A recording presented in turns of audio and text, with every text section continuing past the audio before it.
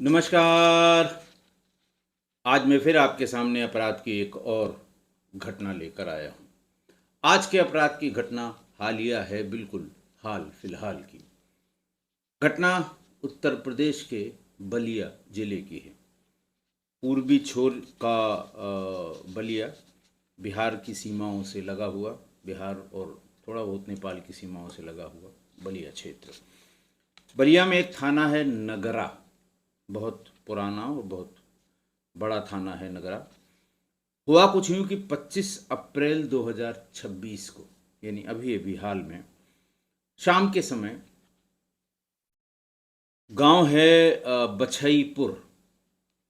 बछईपुर गांव से कई फोन कंट्रोल रूम और थाने पर आए कि यहाँ पर अंतु गुप्ता की पत्नी और उनकी बेटी का बदमाशों ने कत्ल कर दिया है, उनको मार डाला है। और उसके बच्चे, 3 साल के बच्चे को जमीन पर पटक दिया है।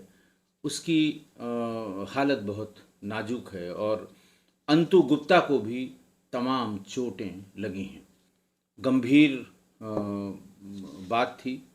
2 महिलाओं की हत्या, एक छोटे बच्चे की सीरियस इंजरी और एक महिला के पति को भी सीरियस इंजरी।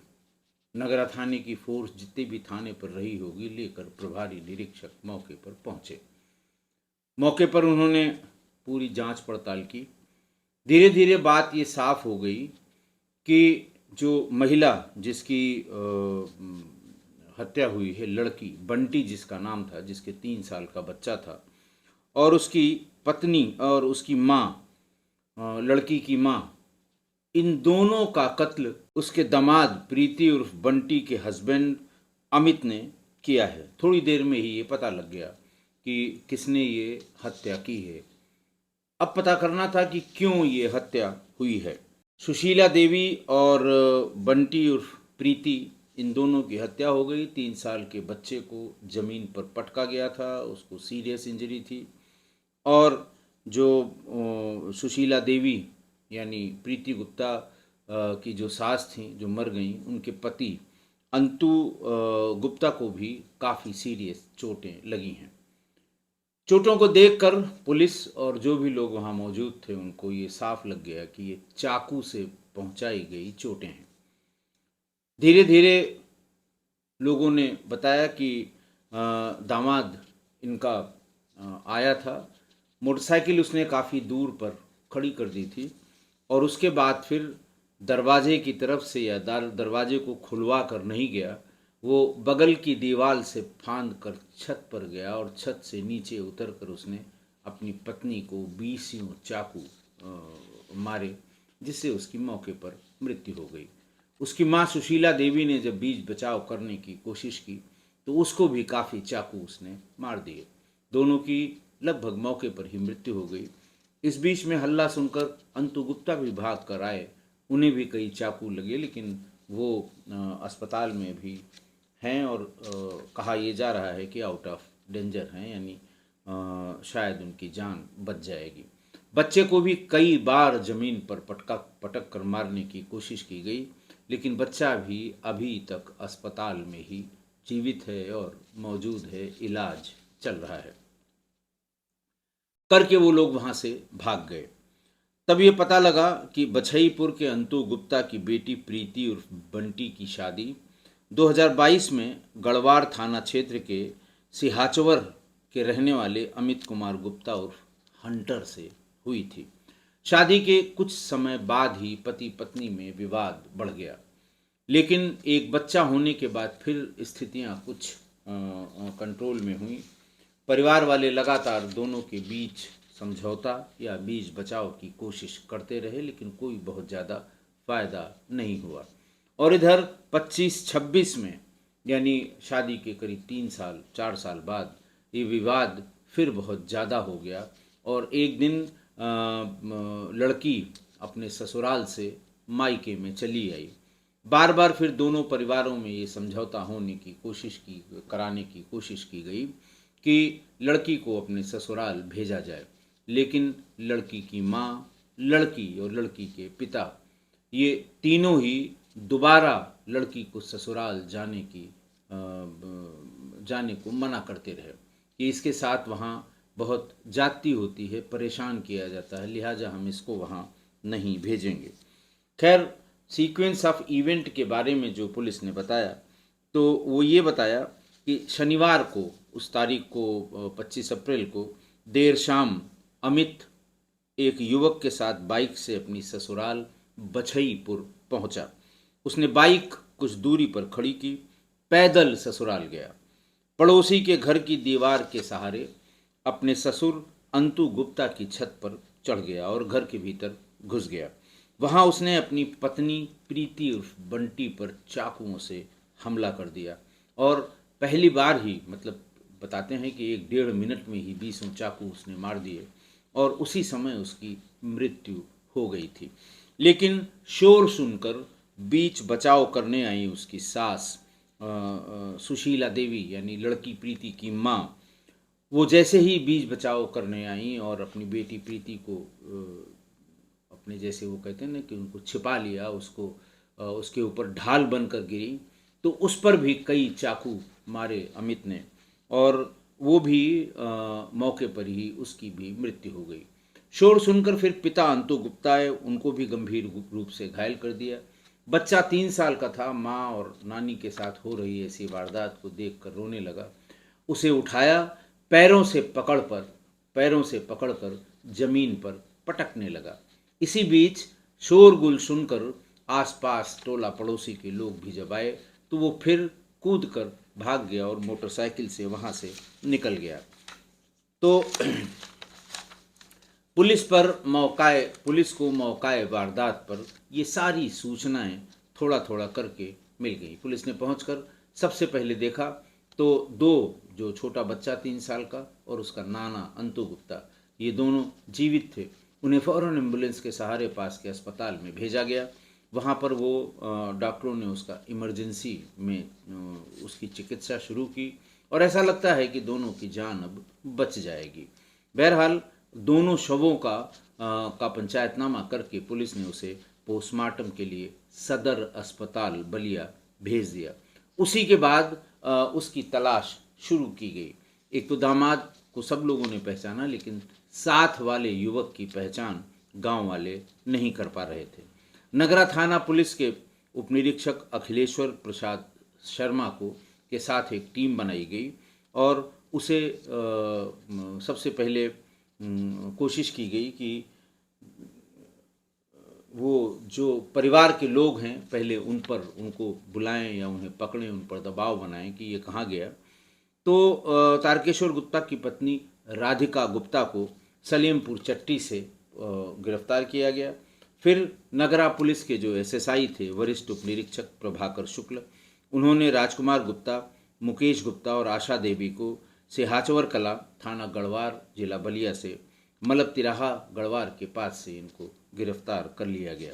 गिरफ्तार किए गए सभी अभियुक्तों के खिलाफ स्थानीय थाने में विधिक कार्रवाई शुरू की गई और उन्हें कल ही न्यायालय भेजकर उन्हें जेल रवाना किया गया। और बाकी जो अभियुक्त हैं उसमें कुल 4 या 5 लोगों के नाम आए थे। बाकी अभियुक्तों की गिरफ्तारी के लिए दबिश यानी रेड जारी है। आज की घटना देखिए, आज की पूरी घटना सिर्फ शक और संदेह में हुई है। शक और संदेह की वजह से ये पूरी घटना हुई है। उस व्यक्ति ने अपनी पत्नी, अपनी सास को तो मार ही डाला, ससुर और अपने बच्चे को भी उसने पटक कर जान से मारने की कोशिश की और ये सब शक पर हुआ। अब जब शादी 22 की थी, शुरू में जब बहू आती है तो 4-6 दिन नात हित रिश्तेदार सब आते हैं मिलने के लिए, देखने के लिए, और फिर जो तमाम रस्में होती हैं वो पूरी की जाती हैं। 10-12 दिन बाद बहू जब थोड़ा सा एट ईज़ होती है तो पति पत्नी में जब बातचीत शुरू हुई तो पति ने इस बात पर ऑब्जेक्शन किया कि तुम पूरा दिन और पूरी रात मोबाइल पर रहती हो, क्या करती हो। तो धीरे धीरे उसका पति का शक, अब वो उस पर नज़र रखने लगे, किससे बात करती है, क्या बात करती है। तो उसकी जो मोबाइल को लेकर हरकतें थी जैसे किसी का फ़ोन आने पे फ़ौरन उसे काट देना। वो कहता भी था कि भाई कोई ज़रूरी फ़ोन हो उठा के बात कर लो, नहीं सुनती थी, वो उसको काट देती थी। फिर फ़ोन लेकर तुरंत बाहर चले जाना। अगर किसी का फ़ोन आ गया है तो और सास बैठी हुई है, पति बैठा हुआ है, लेकिन वो फ़ोन लेकर बाहर चली जाती थी बात करने के लिए। जल्दी ही बात करके या बात को काट के वो चली जाती थी।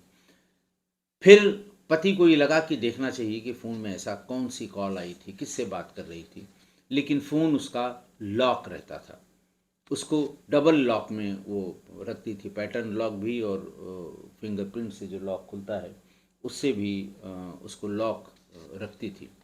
कई बार उसने ये भी कहा कि तुम अपना फ़ोन लॉक ओपन करके दे दो, मुझे देखना है कौन है जिससे तुम बात किया करती हो, लेकिन उसने कभी फ़ोन नहीं दिया। उसके लाख प्रयास के बावजूद प्रीति ने कभी उसे अपना फ़ोन नहीं दिया, ये कह के कि फ़ोन हमारा है, हम नहीं देंगे। हमने तुम्हारा फ़ोन कभी मांगा हो तो बताओ। तुम अनायास शक करते हो, हम अपने घर वालों से, रिश्तेदारों से, अपनी बहनों से, चचेरी, ममेरी और ताई की लड़कियां, मौसेरी, इन सब बहनों से बात करते हैं, तुम्हारा इससे क्या लेना देना? मैं क्यों दूं तुम्हें कि तुम सबका नंबर जान जाओ? इस तरह के जो कुतर्क होते हैं, बहसबाजी होती है, ये कह के उसके लाख प्रयास के बावजूद उसने कभी अपना फ़ोन नहीं दिया। आज ही जाकर एक दिन पति ने उसका फ़ोन चुरा लिया। महिला है, किसी के बुलाने पर चली गई, किचन में है, नहाने चली गई।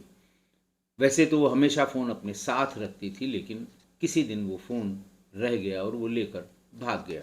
बाजार गया, उसके लॉक को तोड़वाने की बड़ी कोशिश की, लेकिन वो लॉक नहीं टूट पाया, जिससे उसको पता लगे कि ये किससे बात कर रहा है। लेकिन नुकसान ये हुआ कि पत्नी ने को जैसे ही मोबाइल की याद आई और घर में सिर्फ पति पत्नी ही थे, तो उसको ये अंदाज़ लग गया कि मेरे पति ने ही मेरा मोबाइल चोरी किया है।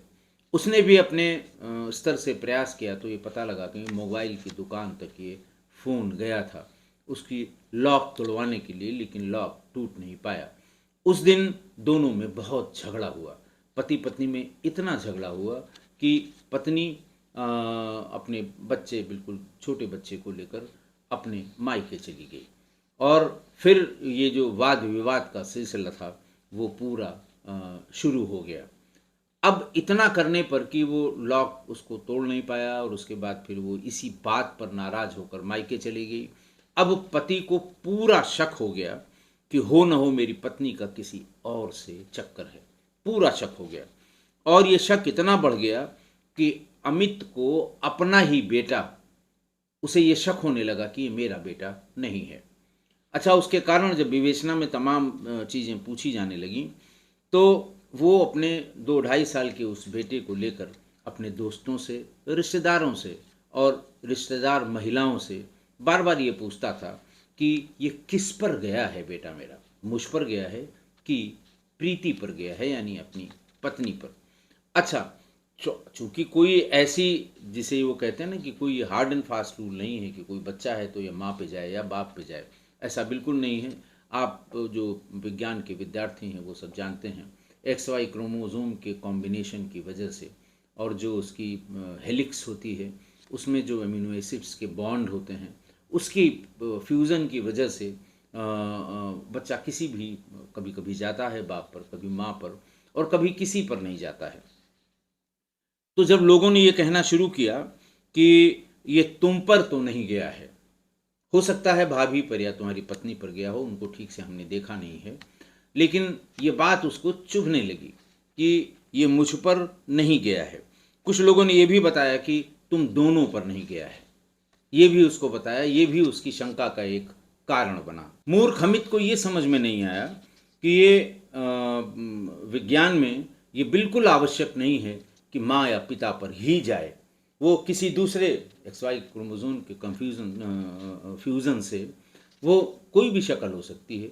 माँ बाप कभी कभी होता है बहुत छोटे कद के होते हैं, बेटा बहुत लंबा 6 फीट 6.5 फीट का हो जाता है। कभी कभी माँ बाप बहुत गोरे होते हैं, बच्चा सांवला हो जाता है, लेकिन ये शक का आधार कभी नहीं हो सकता कि ये मेरा बेटा नहीं है। और अगर शक था भी तो उसको उसे कभी डीएनए मैचिंग का ख्याल नहीं आया। बच्चा उसी के पास रहता था, दोनों लोगों के सैंपल डॉक्टर को दे देता, बहुत ज़्यादा पैसे भी नहीं लगते हैं, और डीएनए रिपोर्ट आ जाती तो उसके मन को संतुष्टि हो जाती या उसका शक पुख्ता हो जाता। ऐसा उसने नहीं किया, और न ही उसके किसी शुभचिंतक ने ये राय दी कि बजाय इधर उधर के भटकने के, लोगों से पूछने के कि ये हम पे गया है कि पत्नी पे गया है या किसी पे नहीं गया है या किस पर जा सकता है और किसकी शक्ल ऐसी हो सकती है, ये सब पूछने के बजाय, अपनी जग हंसाई कराने के बजाय इसका डीएनए टेस्ट करा लो, ऐसी भी राय उसके किसी शुभचिंतक या रिश्तेदार ने नहीं दी। तो जो होना था वही हुआ। शक का पहाड़ इतना बड़ा हो गया कि उसने ये अपनी पत्नी की हत्या करने की ठान ली, बनाकर मूड की आज इसको हम मार देंगे, जरूर इसका किसी न किसी से चक्कर है और ये बच्चा भी मेरा नहीं है। जाकर उसने जब अपनी पत्नी को मार ही दिया, सास बचाव में आई, उसको भी मार दिया, ससुर बचाव में आया, उस पर भी काफ़ी ताबड़तोड़ वार किए, और उस बच्चे को पीछे तो खास कर उसे जान से मारने की उसने पूरी कोशिश की। लेकिन ये कहा जाता है ना, जाको राखे साइयाँ मार सके ना कोई। ये सारी की सारी घटना केवल शक के बिना पर हुई, केवल संदेह में हुई, केवल जिसको मिसअंडरस्टैंडिंग में हुई। बहुत ढेर सारे इसके उपाय थे ये जानने के लिए कि अगर वो अपनी पत्नी के चरित्र पर शक कर रहा था तो उसको अपना संदेह कैसे दूर करना था। सबसे आसान तरीका, कि ऐसा भी नहीं था कि बच्चे को कहीं और से लाना हो और तब उसका डीएनए सैंपल निकलवाना हो, कहीं भी इसको, और ख़ासकर बड़े शहरों में, बलिया तो बलिया में भी होगा, ऐसा नहीं, बलिया कोई बहुत छोटा शहर नहीं है, लेकिन वहाँ से निकलकर बनारस में बहुत ढेर सारे सेंटर्स हैं जहाँ पर डीएनए मैचिंग प्राइवेट रूप से, जो प्राइवेट सेक्टर में लोग करते हैं। बीएचयू में करा सकता था, बीएचयू में इसकी बहुत बड़ी फैसिलिटी है। तो एक बहुत मशहूर लोकोक्ति है कि शक का कोई इलाज नहीं और चरित्र का कोई प्रमाण नहीं। किसी के चरित्र पर अगर किसी को शक है तो इसका प्रमाण पत्र कोई नहीं दे सकता दुनिया में। आप लाख सफाई दीजिए, लेकिन अगर शक करने वाले को शक है तो आप कोई प्रमाण पत्र लाकर नहीं दे सकते। और शक लाइलाज मर्ज कहा गया है, साहित्यों में लाइलाज मर्ज कहा गया है, बोलचाल में लाइलाज मर्ज कहा गया है, समाज में लाइलाज मर्ज कहा गया है कि ये ऐसा रोग है जिसका कोई भी इलाज नहीं है। आशा है आप मेरी इन सब बातों से सहमत होंगे। आज के लिए इतना ही। बहुत बहुत धन्यवाद।